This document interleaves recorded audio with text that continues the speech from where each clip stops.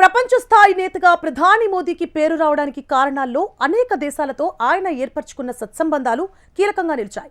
తాజాగా ప్రధాని Modi Jordan, Ethiopia, Oman దేశాల్లో పర్యటించి ఆ దేశాలతో కీలక ఒప్పందాలను కుదుర్చుకున్నారు. ఈ దేశాలు తమ అత్యున్నత పురస్కారాలను మోదీకి అందించి సత్కరించాయి. గత 11 ఏళ్లలో 29 దేశాల అత్యున్నత అవార్డులను పొందిన ఘనత దక్కింది భారత ప్రధానికి. తన చివరి పర్యటనలో భాగంగా ఒమన్లో చారిత్రక స్వేచ్ఛా వాణిజ్య ఒప్పందాన్ని కుదుర్చుకున్నారు ప్రధాని మోదీ. ఈ ఒప్పందంతో ఇరు దేశాల ద్వైపాక్షిక వాణిజ్యం మరింత విస్తరించనుంది. భారత్, ఒమాన్ మధ్య 1950లలో ప్రారంభమైన దౌత్య సంబంధాలు 7 దశాబ్దాలు పూర్తి చేసుకున్నాయి. ఈ సందర్భంగా మోడీ పర్యటనకు ప్రత్యేక ప్రాధాన్యం లభించింది. ప్రధానమంత్రి నరేంద్ర మోడీ తన 3 దేశాల పర్యటనలో చివరి అంకంలో భాగంగా ఒమన్ వెళ్లారు. రాజధాని మస్కట్లో ఒమన్ ఉప ప్రధాని సయ్యద్ షిహాబ్ బిన్ తారిక్ అల్ సయీద్ ఆయనకు సాదరంగా స్వాగతం పలికారు. అనంతరం ప్రధాని మోడీకి సైనిక వందనంతో గౌరవ స్వాగతం లభించింది. 2018 తర్వాత ప్రధాని మోడీ ఒమన్లో పర్యటించడం ఇది రెండోసారి. గతేడాది డిసెంబర్లో ఒమన్ సుల్తాన్ భారత్లో పర్యటించారు. ఒమన్లో 7 లక్షల మంది భారతీయులు ఉన్నారు. ప్రధాని మోడీకి స్వాగతం పలికేందుకు అక్కడి ప్రవాస భారతీయులు పెద్ద సంఖ్యతో తరలివచ్చారు. ఈ సందర్భంగా భారతీయుల సాంస్కృతిక ప్రదర్శనలను ఉత్సాహంగా తిలకించారు ప్రధాని. మోడీని పలకరించి కరచాలనం చేసేందుకు భారతీయులంతా పోటీపడ్డారు. ప్రధాని మోడీకి మస్కట్లోని అల్ బకారా ప్యాలెస్ దగ్గర ఘన స్వాగతం పలికారు ఒమన్ సుల్తాన్ హైదర్ బిన్ తారిక్. వీరిద్దరూ ఇరు దేశాల ద్వైపాక్షిక సంబంధాలపై విస్తృతంగా చర్చించారు. ద్వైపాక్షిక వ్యూహాత్మక భాగస్వామ్యాన్ని మరింత బలోపేతం చేసుకోవడానికి అందుబాటులో ఉన్న మార్గాలపై అభిప్రాయాలు పంచుకున్నారు. ప్రాంతీయ, అంతర్జాతీయ పరిణామాలపై ఇరువురు నేతలు చర్చించుకున్నారు. ప్రాంతీయ శాంతి, సుస్థిరత పట్ల తమ అంకిత భావాన్ని ప్రకటించారు. రక్షణ రంగంలో పరస్పర సహకారాన్ని మరింత ముందుకు తీసుకువెళ్లాలని తీర్మానించారు. భారత్, ఒమన్ మధ్య చారిత్రాత్మక స్వేచ్ఛా వాణిజ్య ఒప్పందంపై ఇరు దేశాలు సంతకాలు చేశాయి. ఎఫ్టీఏపై భారత వాణిజ్య శాఖ మంత్రి పీయూష్ గోయల్, ఒమన్ వాణిజ్య మంత్రి ఖాయిస్ బిన్ మహమ్మద్ అల్ యూసుఫ్ సంతకాలు చేశారు. ఈ ఒప్పందంతో ఎలాంటి సుంకాలు లేకుండానే భారతీయ వస్త్రాలు, వ్యవసాయ, తోలు సహా పలు ఉత్పత్తులను ఒమన్లో విక్రయించుకోవచ్చు. ప్రధాని మోడీ రాక సందర్భంగా అక్కడి ప్రవాస భారతీయులు మస్కట్లో మైత్రి పర్వ్ నిర్వహించారు. కార్యక్రమంలో భారతీయ విద్యార్థులు ప్రవాస భారతీయులను ఉద్దేశించి ప్రసంగించారు. వారిని మినీ ఇండియాగా అభివర్ణించారు. మనమంతా ఒకే కుటుంబమని, టీమిండియా అని వ్యాఖ్యానించారు. 21వ శతాబ్దంలో భారత్ భారీ నిర్ణయాలు, వేగవంతమైన నిర్ణయాలు తీసుకుంటుందని మోడీ పేర్కొన్నారు. పెద్ద లక్ష్యాలు నిర్దేశించుకుని గడువులోగా ఫలితాలు సాధిస్తోందని చెప్పారు. భారతదేశ సంస్కృతికి వైవిధ్యమే పునాది అని స్పష్టం చేశారు. కలిసి జీవించటం, పరస్పరం సహకరించుకోవటం ప్రవాస భారతీయుల హాల్మార్క్ అని ప్రశంసించారు. ఇండియా సాధిస్తున్న ప్రగతిని ప్రస్తావించారు. దేశంలో 8% పైగా వృద్ధి రేటు నమోదవుతుందని హర్షం వ్యక్తం చేశారు. ఒకవైపు ప్రపంచ దేశాలు సంక్షోభంలో చిక్కుకోగా ఇండియా ప్రగతి ప్రయాణం మాత్రం ఎక్కడా ఆగటం లేదన్నారు. ఇండియా, ఒమన్ సంబంధాలకు విజ్ఞానమే మూల కేంద్రమని చెప్పారు. మస్కట్లో నిర్వహించిన భారత్, ఒమన్ బిజినెస్ ఫోరం సదస్సులో ప్రధాని మోడీ ప్రసంగించారు. గత 11 ఏళ్లలో భారత ప్రభుత్వం చేసిన ఆర్థిక, వాణిజ్య సంస్కరణల్ని, వాటి వల్ల సాధించిన ఫలితాలను సభికులకు ఆయన వివరించారు.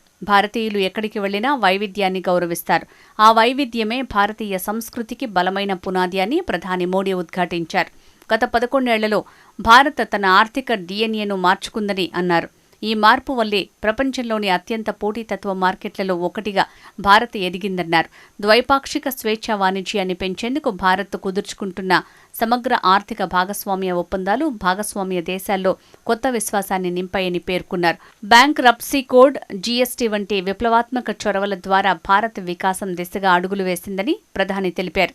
लोग अक्सर पूछते हैं कि दुनिया में इतनी अनिश्चितता है, ग्लोबल इकोनॉमी भी मुश्किलों में है, तो ऐसे में भारत 8% से अधिक की ग्रोथ कैसे अचीव कर रहा है? मैं आपको इसका बड़ा रीजन बताता हूं.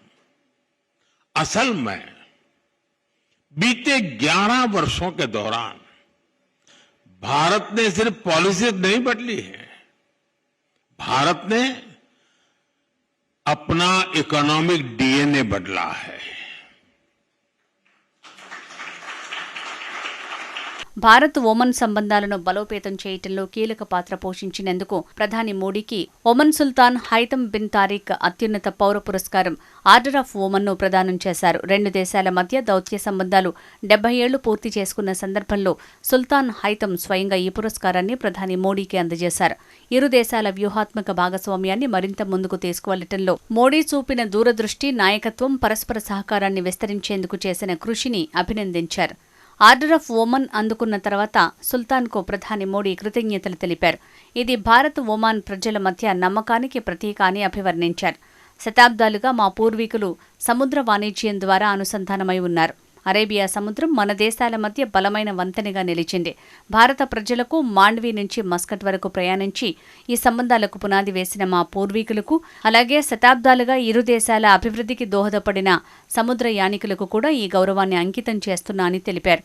మరోవైపు గత 11 ఏళ్ల కాలంలో ప్రధాని నరేంద్ర మోడీకి ఇప్పటితో లభించిన విదేశీ అత్యున్నత పౌర పురస్కారాల సంఖ్య 29కి చేరింది. ఇది ఆయన వ్యక్తిగత దౌత్య నైపుణ్యానికి, అంతర్జాతీయ వేదికపై భారత్కు పెరుగుతున్న ప్రభావానికి నిదర్శనంగా నిలుస్తోంది.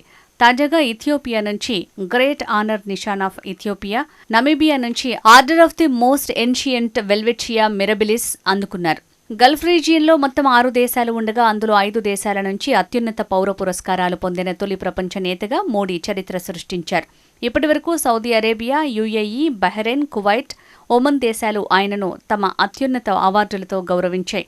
ప్రస్తుతం ఖతార్ మాత్రమే ఇంకా ఎటువంటి పౌర పురస్కారం ప్రకటించలేదు. France, Russia, America, Egypt, Bhutan, Sri Lanka, పాలస్తీనా, Brazil, Trinidad and Tobago, Afghanistan, మాల్దీవులు సహా అనేక దేశాల నుంచి పురస్కారాలు లభించాయి.